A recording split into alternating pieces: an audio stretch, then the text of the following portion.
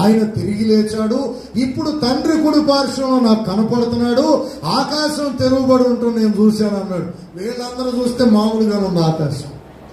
ఆయన కంటికి ఆకాశం తెరువబడి ఉంది, దైవ కుమారుడు చనిపోలేదు, ఆసీనుడై ఉన్నాడనేసరికి వెర్రి కోపం చేత వేశ్యను ఎలాగైతే రాళ్లతో కొట్టి చంపటానికి ఆజ్ఞను పొందారో యూదులు, అలాగుననే స్టెఫెనును భయంకరంగా కొట్టేశారు. తల పగిలిపోయింది, మరి కాళ్ళు చేతులు ఇరిగిపోయినాయో లేవో తెలియదు, కానీ కుప్పకూలిపోయాడు.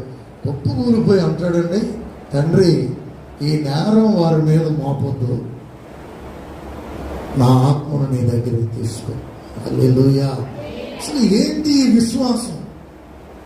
చంపిన వారిని ఎదురుగా పెట్టుకుని అంటాడు, వారి మీద ఈ నేరం మోపొద్దయ్యా, నేను క్షమించేశాను, నా ఆత్మను మాత్రం నీ వద్దకు చేర్చుకో.